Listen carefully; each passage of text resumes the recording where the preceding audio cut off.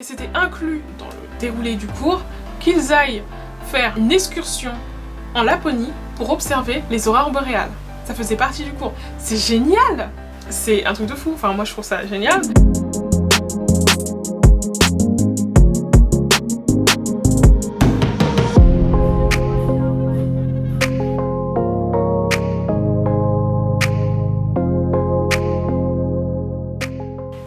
Donc je vous retrouve ici pour la suite de la vidéo sur le système éducatif en Suède, à l'université. Une vidéo où j'aborde les différences avec la France, qu'est-ce que c'est que d'étudier en Suède comparé à la France, etc. etc.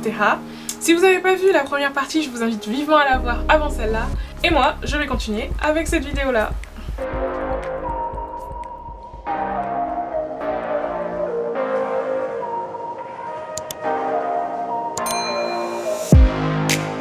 Et tout ça, en fait, l'avantage c'est que ça donne une certaine flexibilité, vous avez beaucoup de temps libre et c'est plutôt génial, mais ne vous y trompez pas. Autre point du coup, la charge de travail est beaucoup plus conséquente. En fait, vous avez beaucoup de temps libre, mais vous avez plus de choses à faire, entre guillemets. Donc, la charge de travail est assez élevée parce que, et ça c'est en lien avec une autre particularité des cours à l'université en Suède, une bonne partie des travaux évalués demandent du travail personnel. En fait, en fonction de votre cours, la manière d'évaluer votre cours et donc de le valider va différencier. Par exemple, j'ai eu certains cours où chaque semaine, on avait un séminaire. Les séminaires, c'est des moments plus ou moins d'évaluation. On va dire ça. Ça dépend en fait. C'est pas parce qu'il y a écrit séminaire que c'est tout le temps la même chose. Mais dans un de ces cours-là, notre séminaire consistait à avoir un oral en fait. Chacun venait avec un essai qu'il avait réalisé pour la semaine et le présenter. J'ai aussi eu des cours où le mode d'évaluation c'était au bout de 2 semaines un dossier à rendre et à la fin une évaluation sur le cours lui-même. Donc en fait ça dépend, les examens, leur format et le moment où vous les passerez dépendra de chaque cours, mais en général, quel que soit le cours, il y a des travaux en continu et des travaux finaux. J'ai en tête ce planning que j'ai pris en photo tellement c'était quelque chose de fou, entre guillemets, étant donné la charge de travail qui était demandée. Mais en gros c'était un cours où chaque semaine j'avais une évaluation et à la dernière semaine j'avais une évaluation mais énorme parce que l'évaluation c'était un QCM. Donc si vous avez eu des QCM vous savez à quel point c'est pas si facile que ça, c'est même trompeur comme système. Vous pouvez facilement perdre des points et c'était un QCM sur un handbook. C'était donc une évaluation sur un livre de 900 pages. Et donc c'était un QCM sur ce livre. Imaginez juste, déjà en 4 semaines vous n'avez pas le temps de lire 400 pages et en plus les QCM c'est des questions précises. Donc voilà quoi. J'insérais sûrement la capture d'écran de ce cours parce que c'était un truc de fou. Et j'avais même mis ah, si vous vous demandez ce que je fais ce mois-ci, bah j'étudie. Mais bon, ça c'est pour vous donner une idée d'à quel point la charge de travail peut être conséquente. Et en fait, en général, les travaux que vous aurez à faire, en plus d'être parfois une fois par semaine, pendant tout le long de votre cours, ils sont en général... Je sais pas comment expliquer ça. Mais vous devez faire vos propres recherches. C'est ça que je veux dire. C'est qu'en général, ça c'est un truc que j'aime bien, mais qui au départ m'a déstabilisée. En général, quand vous suivez des cours du type sciences humaines par exemple, vous avez une consigne qui est donnée, mais c'est une consigne large, du type comparer 2 systèmes éducatif en vous basant sur des travaux, au moins 5 articles, 10 articles, enfin il y a un nombre qui est donné, etc. Et il y a un nombre de pages qui est donné aussi. Mais donc c'est très large, donc c'est vous qui choisissez quel pays vous allez comparer ou quel micro-sujet vous allez choisir. Et c'est vous, avec vos recherches personnelles, qui allez en fait répondre à la question.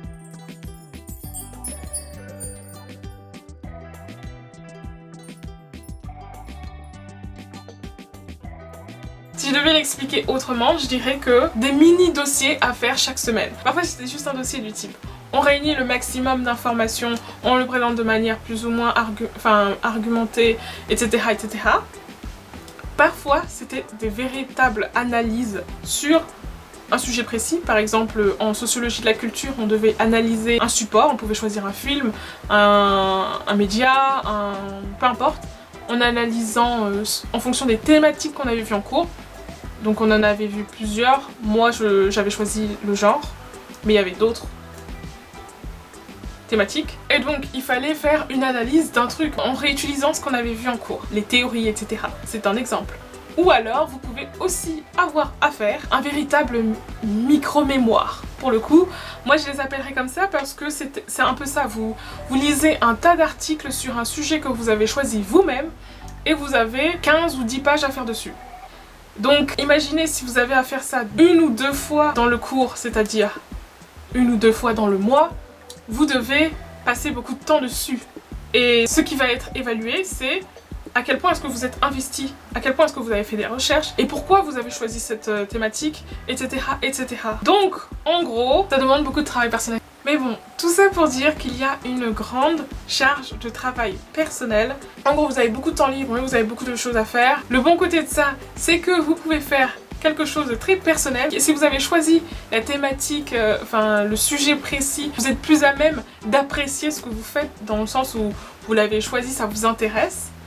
Mais on va dire que l'autre truc à garder en tête, c'est pas forcément le mauvais côté, mais c'est le truc à garder en tête, c'est que vous devez gérer votre temps. C'est pas très compliqué de le faire, mais ça va juste demander un peu d'adaptation. Parmi les différences entre la France et la Suède, en ce qui concerne le fait d'étudier à l'université, il y a les notations. Alors j'ai fait un article dessus auquel je vous renverrai sûrement, mais en fait, le système de notation des cours en Suède dépend de chacun de vos cours. Ce que je veux dire par là, c'est que certains cours vont te noter avec le système suédois qui est V, VG ou U. V ça veut dire bien, VG ça veut dire très bien, U ça veut dire fail. En gros, vous n'avez pas validé le cours avec le U. La plupart des cours en Suède vous noteront comme ça. Mais il y a certains cours qui notent sur 100, il y en a d'autres qui notent comme le système américain. Puis il y en a certains qui mélangent les deux. Je vous le dis parce que ça peut être un peu perturbant. En tout cas, moi j'ai jamais vu ça en France où certains cours étaient notés d'une certaine manière et pas d'autres. Mais au final, c'est pas très grave dans le sens où une grande partie des cours ramènent ça au système suédois. Par contre, ce système-là, comme il est très différent de la France, au niveau des conversion, vous pouvez avoir certaines surprises parce que moi j'ai eu des cours où j'ai eu VG, c'est-à-dire vous avez excellé pour 2 cours différents, j'avais l'équivalent d'une note différente. Je sais pas trop comment ils ont fait pour convertir, enfin bref, ça c'est à voir avec votre université. Une autre différence que j'ai vue avec les cours en Suède, c'est au niveau de la façon de penser. Presque tout est fait pour qu'il y ait assez d'interaction dans les cours. J'ai trouvé ça vraiment génial parce que, comme je disais avant dans la première partie, déjà on est moins nombreux, mais en plus les professeurs eux-mêmes mettent en valeur l'interaction. Donc ils nous incitent à chaque fois à ne pas hésiter à poser des questions. On a même eu une journée d'intégration où on nous disait que les professeurs aiment bien quand on pose des questions, donc ne soyez surtout pas timide, vraiment faites-le, etc. Aussi dans les 3/4 des cours, il y a des moments des cours entièrement dédié à l'interaction. Ça peut être via des moments de séminaire, c'est-à-dire des moments où chacun était amené à présenter ce qu'il avait fait comme recherche pour la semaine, l'écrit qu'il avait réalisé ou le rapport qu'il avait réalisé pour la semaine. Donc en fait, chacun présentait son cas et chacun posait des questions pour en savoir plus. J'ai eu un autre cours où l'interaction c'était via des travaux où on était mis en situation réelle. On devait se mettre par groupe et se mettre en situation réelle, etc. etc. S'il y a bien un truc que j'ai adoré du fait d'étudier en Suède, c'est l'interaction. Ce qui fait qu'en fait, on a vraiment l'impression qu'on est là pour contribuer au cours, pas juste être passif. Une autre différence avec la France, c'est que entre l'élève et l'enseignant, on se tutoie. Ce qui fait qu'en fait, il n'y a presque pas de hiérarchie. L'élève est vraiment là pour apporter un plus au cours, presque autant que le prof. Je sais que par exemple, il y a eu des moments où pendant les pauses des cours, le prof venait et interagissait avec nous, les élèves. Il met des choses tout bêtes du type as-tu pris ta pause café? Tu viens de quel pays? Enfin, je veux dire, c'est vraiment des interactions banales, presque normales. Enfin, je sais pas comment dire ça. Il y a moins cette distance entre l'élève et le professeur qui est présente en France. C'est ça que je veux dire par là. Une autre particularité des cours à l'université en Suède, c'est l'importance donnée à la pratique. Moi, c'est un truc que je trouve mais vraiment génial. C'est l'équilibre qu'il y a avec la théorie et la pratique. Et ça, peu importe les cours. Parce que je sais qu'en France, par exemple, pour certains cours, en fonction de votre fac, vous aurez plus ou moins de la pratique. Par exemple, moi j'ai eu des cours de sociologie où on était sur le terrain. Donc on devait vraiment analyser des interactions sociales. Et ça c'était génial. J'ai adoré d'ailleurs. Mais c'est rare par contre en France que quand vous étudiez les sciences dures à l'université, vous ayez des travaux sur le terrain. En tout cas, j'ai jamais vu quelqu'un étudiant dans cette filière me dire « Ah c'est trop bien, on s'est déplacé à tel endroit ». Et quand je dis sur les terrains, j'exclus les expériences parce que c'est plus ou moins attendu dans la filière. Je vais vous donner des exemples pour que vous compreniez. Par exemple, moi j'avais un ami qui étudiait la physique-chimie, tout ce qui était physique quantique, la lumière, etc., etc. Il avait des cours en lien avec ça. Pour un de ces cours, c'était inclus dans le déroulé du cours qu'ils aillent faire une excursion en Laponie pour observer les aurores boréales. Ça faisait partie du cours. C'est génial! C'est un truc de fou, enfin moi je trouve ça génial. Et encore, je vous dis pas le nombre de personnes qui m'ont dit « Ah, pour tel cours, on doit se rendre à tel endroit, on va faire telle excursion, etc. etc. » Moi par exemple, j'ai eu un cours qui était Social Work, donc en gros ça s'intéressait au métier du social. Donc dans ce cours-là, on a eu une semaine où en fait on se déplaçait en mairie pour être en petit groupe et poser des questions à un membre qui travaillait pour la mairie et mettait en application des politiques sociales. Par exemple, il nous avait parlé de l'arrivée de telle communauté dans la ville, comment la ville les gérait, quelles étaient les aides mises en place. Et on était en tout petit groupe, on prenait des notes. Et mais quand je dis tout petit, on était 10 maximum. Et on pouvait interagir avec des professionnels du métier, là tout de suite, et voir le concret. Pour ce même cours, on a eu un autre moment où on s'est déplacé dans une sorte de foyer qui accueillait tout type de personnes en difficulté. On a pu visiter les lieux, voir comment ça fonctionnait, interagir avec les personnes qui travaillaient là-bas. Je crois qu'il n'y a pas plus concret. Voilà quoi. Dans le même cours encore, on a eu une autre session où c'était de la mise en situation. On devait réagir à telle situation face à telle personne, etc., etc. Enfin bref, j'espère que ça vous donne une idée d'à quel point est-ce que ça peut être concret. Là, je peux encore donner un autre exemple.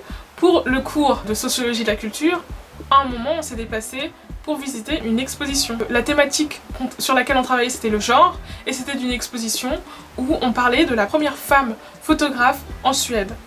Et donc c'était super intéressant, parce que, en fait, plus que des choses théoriques du type il y a tant de pourcentage de femmes dans tel truc, on avait pu voir plusieurs cas concrets. J'espère que vous voyez à quel point est-ce que, en fonction du cours, les idées pour rendre le tout intéressant, pratique et concret sont multiples. Enfin, en tout cas, moi, c'est un aspect du fait d'étudier en Suède que j'adore, c'est pour ça que j'en parle depuis 10 000 ans. Voilà pour cette vidéo où je vous donnais une idée de ce à quoi ça ressemble d'étudier en Suède, en vous expliquant les différences entre la France et la Suède. Si ça vous a plu, n'hésitez pas à mettre un pouce vers le haut. Si vous voulez un support écrit qui récapitule le système de notation suédois et la façon dont les cours sont organisés, je vous renvoie à mes articles que je mettrai en description où j'explique un peu ça. Donc si vous avez envie de revoir ça, tête reposée et que vous avez, je sais pas pris des notes pendant toutes ces vidéos, je sais pas si des gens font ça, mais voilà quoi. Vous pouvez aller voir mes articles, voilà, ils sont toujours disponibles dans mon site web. En ce qui me concerne, moi le système d'éducation suédois m'a un peu perturbée au début, parce qu'il fallait que je m'adapte au niveau de l'organisation des cours, etc., etc. Mais après quelques semaines d'adaptation, j'ai fini par être à l'aise, et j'irais même jusqu'à dire qu'au final c'est l'une des choses que j'ai le plus apprécié de mon séjour en Suède. Faire autant de dossiers, d'essais et de rendus argumentés en anglais sur des sujets scientifiques m'a permis de gagner en agilité dans ce domaine. Je suis même convaincue que c'est l'une des grandes raisons pour laquelle j'ai eu autant d'agilité à faire des rendus et dossiers lors de mon retour en France. Je sais pas si vous vous rendrez compte, parce que du coup j'étais en L2 quand je suis allée en Suède, et tout d'un coup, les premières semaines sur place, je dois faire des rendus en anglais, des dossiers argumentés, je dois lire une quarantaine de pages d'articles sociologiques, etc., etc. Parce qu'il y a aussi beaucoup de lectures à faire dans son temps libre. Et faire le tout en plus en anglais, c'est... ça te happe sur le moment, et après quand t'as le rythme quoi. Et je pense que c'est pour ça que j'ai eu autant de facilité par la suite, et c'est des facilités que j'ai toujours maintenant, et je trouve ça génial. C'est pour ça que je suis extrêmement reconnaissante, et j'éprouve beaucoup de gratitude au fait que j'ai pu étudier en Suède, et c'est pour ça que je vous inviterai vivement à essayer, pas forcément qu'en Suède, mais à travailler dans un autre système éducatif, à voir ce que ça donne, et vous pouvez que en ressortir encore plus enrichi. En tout cas ça a été mon cas et je recommanderais fois 1000 à n'importe qui. Voilà, c'était pour mon petit mot de la fin, pour une fois j'avais envie d'en faire un. Donc voilà, j'espère que cette vidéo vous a plu. Si c'est le cas, n'hésitez pas à mettre un pouce vers le haut. Je compte faire plein d'autres vidéos sur la Suède. Du coup abonnez-vous pour ne rien rater. Et moi je vous dis à bientôt dans une autre vidéo. Bye.